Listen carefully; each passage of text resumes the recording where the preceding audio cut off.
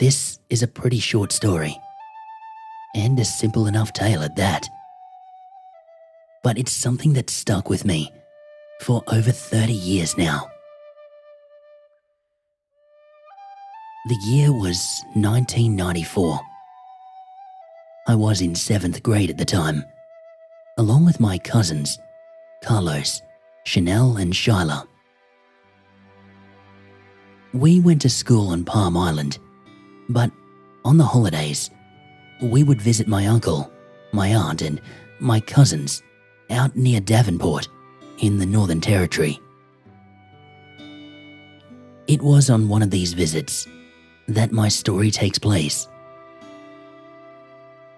It was a normal day, like pretty much any other. Me and my cousins, we would spend our days out in the bush playing Baramba Gimbi and Tubu Tubu. During one of our games, my cousin Carlos remarked about a set of prints in the dirt out by the tree line. We went to investigate, and they were a bit odd, but I thought maybe they're just left by an emu, or perhaps an ostrich. We do get those out there occasionally, wandering off from the farms. After a tiring day of playing out on the plains, my uncle called us in for tucker. We had damper and a nice hot stew. After dinner, we just played a bit longer outside. We had these big spotlights outside our place, so it was relatively safe for us to play at night time. My uncles just told us, don't wander too far, and we're all good. So, we played another few rounds before we ended up getting tired and made our way inside for bedtime. The way our house out there is set up, we've got the living area and the kitchen on the ground floor, and also a bathroom and a toilet down there. Upstairs, there's Auntie and Uncle's room off to the right, and my other uncle's room on the left. Down the hall, there's a really big bedroom with bunk beds for all us kids. Back then, we had a television set up in there with a Super Nintendo, so we never really got much sleep after we went to bed. We were all up late that night, playing Donkey Kong from memory, when, out of nowhere, we hear the dogs start barking really loud out the front of the house, around where we were playing earlier. And another noise, faint but something howling back at the dogs from out in the bush. Maybe a dingo.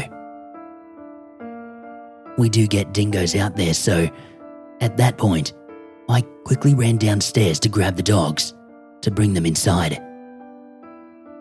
I went outside and I grabbed them, and true God, I've never seen them so scared like they were that night. I grabbed their leads and I brought them upstairs with us kids. They were all acting real strange, nuzzling in real close with us, sitting in front of us. That was when I heard my uncles talking from one of the bedrooms. They were real hush about it, but we could hear them from our room. Then, the door handle to us kids' room starts turning, and the door slowly opened. It was my uncle and my auntie. As soon as they saw me, they grabbed me by the arm, pulled me up and hugged me. They told me they saw me go outside and to never do that again at night without asking. They then gestured for us all to follow them into the bedroom up the hall. My auntie and uncle's bedroom, it's got a big window that faces the front yard. My other uncle was standing there, and everyone was just staring out there into the dark. I was getting a bit scared by this point. I didn't know what was going on, so I asked my other uncle, and he leaned down and whispered to me, "Uncle thinks Kurdaitcha out there." A shiver went down my spine when I heard him say that. Kurdaitcha? It's like a witch doctor. Or in some tales, kind of like a skinwalker. He's known as the executioner man in our native language. That's when I remembered those tracks that we saw earlier. The ones that we thought looked kind of like emu. The old stories we were always told would tell all about the Kurdaitcha and how he wears big emu feathers on his feet, stuck on there with dried blood. We can't really see much out there in the dark though, so Uncle tells one of the kids to run downstairs and turn on the floodlights.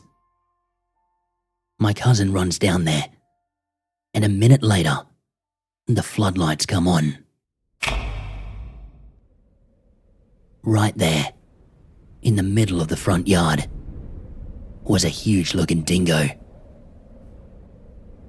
That's not what scared me that time, though. What scared me about it was the fact that this dingo was standing upright on his back legs. The legs all straightened out and thick like a person's. On his feet, big, thick feathers. He just stares right at that window. It took us a few seconds of shock, but my uncle quickly shuts the curtains and tells us to get down on the ground. Moments later, he told us that the Kurdaitcha's holding a bone in his hand, and he said no doubt, if we had stayed there a minute longer, he would have started point the bone at us. Point the bone is an ancient ritual in our culture. It is evil magic, and it is forbidden. It's carried out with a long, sharp bone. When it's pointed at your enemies, they die. Might take a week, might take a year, but they always die. What scares me most about what happened that night isn't seeing the thing standing there in the yard, and it wasn't about the bone in his hand. Although, I'm thankful of course for my uncle's quick thinking.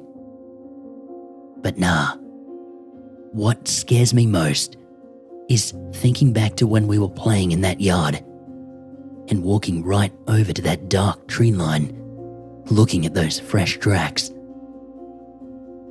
He could have been there the whole time.